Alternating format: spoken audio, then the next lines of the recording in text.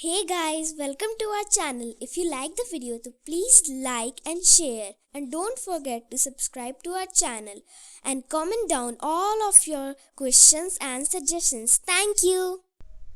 नमस्कार दोस्तों, स्वागत है आपका अपने चैनल परिचय में। दोस्तों, आपने एक शब्द सुना होगा डिपोर्टेशंस, यानी कि जिसको कि हम देश निकाला भी कह सकते हैं। अब ये देश निकाला क्या होता है? आज का जो वक्त है उसमें हम इस शब्द को यूज़ करते हैं जब कोई बाहरी व्यक्ति यानी कि किसी और देश से अगर कोई व्यक्ति हमारे देश में आ जाए, तो अगर उसका वीज़ा एक्सपायर हो जाए या फिर वो किसी ऐसी गतिविधि में शामिल हो जिससे कि हमारे देश को कोई खतरा हो, यानी कि एक देश के अंदर वो आदमी रह रहा हो और उस देश को उससे खतरा हो, तो उसको डिपोर्ट कर दिया जाता है। हम अपने बचपन से यह बात भी सुनते आ रहे हैं कि किस तरीके से प्रभु श्री राम को भी देश निकाला दे दिया गया था। तो ऐसा ही एक देश निकाला आज से लगभग 81 साल पहले एस्टोनिया, लातविया, लिथुआनिया, पोलैंड और मालदोवा में भी दिया गया था। अब क्या हुआ था 14 जून 1941, यानी कि आज से 81 साल पहले, इसके बारे में आपको बताता हूँ। उससे पहले मैं आपको थोड़ा सा इसके बैकग्राउंड के बारे में समझाता हूँ, जो कि 1941 से भी लगभग 27-28 साल पहले शुरू हुआ था। और उस घटना का नाम था प्रथम विश्व युद्ध। प्रथम विश्व युद्ध दो पार्टीज के बीच में हुआ था।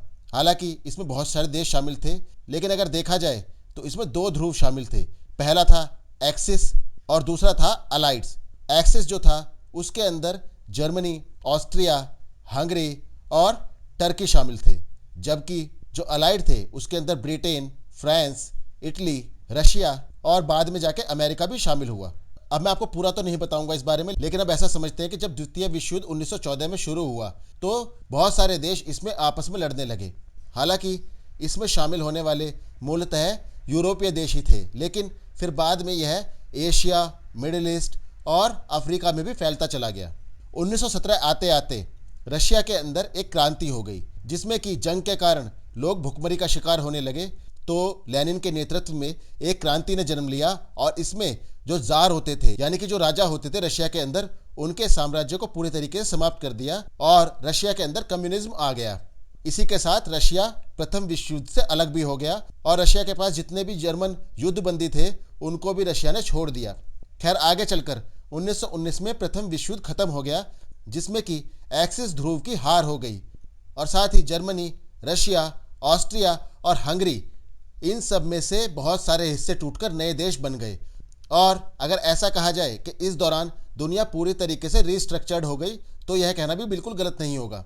बहुत सारे नए देश बने, जिनमें कि एस्टोनिया, लातविया, लिथुआनिया, पोलैंड और मोल्डोवा जैसे देश भी थे।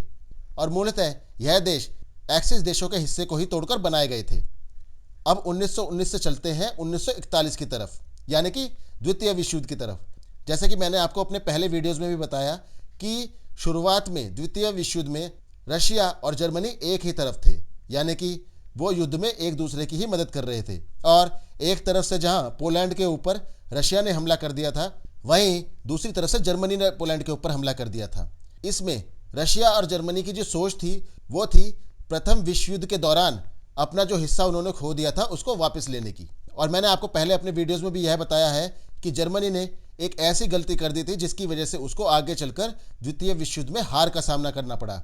और उसकी यह गलती थी कि उसने सोवियत यूनियन यानी कि रशिया, उसके ऊपर भी हमला कर दिया था और यही गलती उसको ले डूबी। जर्मनी ने जब 1941 में रशिया के ऊपर हमला किया, उससे कुछ वक्त ही पहले, यानी कि जून 1941, और अगर तारीख की ही बात करें तो 14 जून 1941 को रशिया ने लगभग 95,000 लोगों को एस्टोनिया, लातविया, लिथुआनिया, पोलैंड और मालदोवा से डिपोर्ट करना शुरू कर दिया, यानी कि उन लोगों को उनके खुद के देश से ही देश निकाला दे दिया। देखिए, इसके पीछे रशियंस की सोच थी कि जो भी लोग, चाहे वो लिथुआनियंस थे, रशियंस थे, ज्यूज थे, पोल्स थे, एस्टोनियंस थे और बेलारूशियंस थे, ऐसे लोग जो कि रशिया का समर्थन नहीं करते थे और रशिया की नीतियां या रशिया के विरुद्ध थे, ऐसे लोगों को ढूंढ ढूंढ कर निकाला जाए और उनको इन देशों से निकाल कर गुलाग्स के अंदर भेजा जाए। अब ये गुलाग्स क्या होते थे? ये एक तरीके से प्रिजन कैंप्स होते थे, जहां इन लोगों को बहुत ज़्यादा अमानवीय स्थिति के अंदर रहने पर मजबूर किया जाता था, इनसे मजदूरी कराई जाती थी और इनके ऊपर बहुत अत्याचार भी किए जाते थे। बहुत से लोगों को रशिया ने एग्जीक्यूट भी कर दिया था, यानी कि उनको जानबूझकर मार भी दिया था। इन लोगों को उन गाड़ियों में भरकर ले जाया जाने लगा जिनमें जानवरों को इधर से उधर ले जाया जाता था, और इन लोगों को आखिरकार साइबेरिया में पहुंचा दिया गया। और साइबेरिया के अंदर बहुत सारे प्रिजन कैंप्स बने हुए थे जहां इन लोगों को मजदूरी करने के लिए मजबूर किया जाता था, और साथ ही साथ इनके परिवार से भी इन लोगों को अलग कर दिया गया। जितने भी ऐसे पॉलिटिशियंस थे या पुलिस वाले थे जो कि रशिया के खिलाफ थे, उनको तुरंत के तुरंत वहीं मार दिया गया। जितने लोगों को डिपोर्ट किया गया उनमें से 1/3 लोग रास्ते में ही मर गए, और बहुत से लोग ऐसे थे जो कि इन कैंप्स के अंदर मजदूरी करते करते मर गए। बहुत ही कम सर्वाइवर्स ऐसे बचे थे जो कि इस घटना के बाद भी जिंदा रह पाए, और वो लोग भी 1950 तक वापस अपने घर नहीं आ पाए, यानी कि 14 जून 1941 से लगभग 9 साल बाद तक भी वो लोग अपने घर वापस नहीं आ पाए। इस डिपोर्टेशन या देश निकाले का सबसे ज़्यादा नुकसान अगर हुआ तो वो किसानों को हुआ या फिर ऐसे लोगों को हुआ जो किसी भी तरीके से राजनीति में जुड़े हुए थे।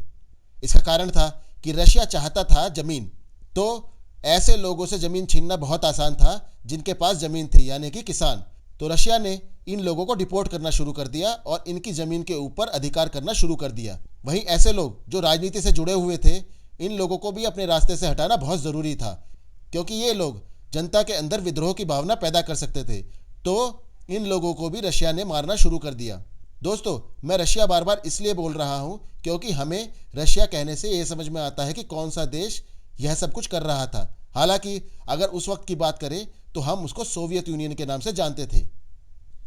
13 जून की रात या फिर 14 जून की सुबह जब लोग सो रहे थे और उन्हें किसी भी खतरे का अंदाजा नहीं था, तो उनके दरवाजों को अचानक से खटखटाया जाने लगा, और जब वो लोग उठे तो उनको 1 घंटे का वक्त दिया गया कि वो अपने सामान को बांध लें और इस देश से निकल जाएं।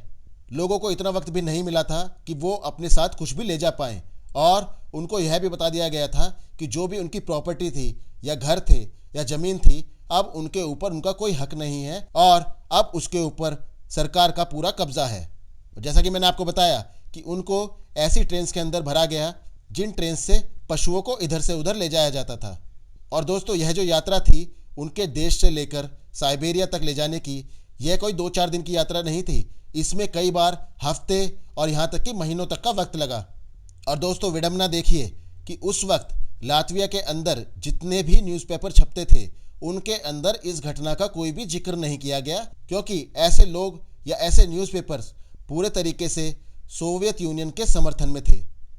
साइबेरिया के अंदर उनको बहुत ज़्यादा मजदूरी करने के लिए मजबूर किया गया, और साइबेरिया के अंदर इतनी ज़्यादा ठंड होती है कि उस ठंड के अंदर सरवाइव करना बहुत ज़्यादा मुश्किल होता है। इसलिए बहुत से लोग तो अपनी पहली सर्दी के अंदर ही मर गए थे। उनको खाने के लिए बहुत कम दिया जाता था, और इतना भी नहीं दिया जाता था जिससे कि उनकी जो दैनिक ज़रूरत थी वो भी पूरी हो पाए।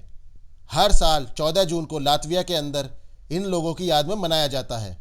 बहुत से लोग इकट्ठा होते हैं और फूल और गुलदस्तों से इन लोगों को श्रद्धांजलि अर्पित करते हैं। इस तरह की घटनाएं द्वितीय विश्व युद्ध में काफ़ी ज़्यादा हुई, जहां लोगों को अपने देश से ही देश निकाला दे दिया गया। प्रथम विश्व युद्ध को लड़ने का उद्देश्य जो था वो यह था कि एक बड़ी लड़ाई लड़ी जाए जिससे कि छोटी छोटी लड़ाइयों को ख़त्म किया जाए। प्रथम विश्व युद्ध में लगभग 90 लाख लोग ऐसे मरे जो कि सैनिक थे, और उसके अलावा 60 लाख लोग ऐसे मरे जो कि इस पूरे युद्ध की चपेट में आ गए, जिनका कि युद्ध से कोई लेना देना नहीं था। और प्रथम विश्व युद्ध ने एक ऐसे बैकग्राउंड को तैयार किया जिसकी वजह से द्वितीय विश्व युद्ध हुआ, और उसमें भी बहुत सारे लोग मारे गए। दोस्तों, ऐसा ही कुछ आजकल रशिया और यूक्रेन के बीच में हो रहा है, पर क्योंकि अब दुनिया काफ़ी बदल गई है तो इसलिए यह तो मुमकिन नहीं है कि लोगों को देश निकाला दे दिया जाए।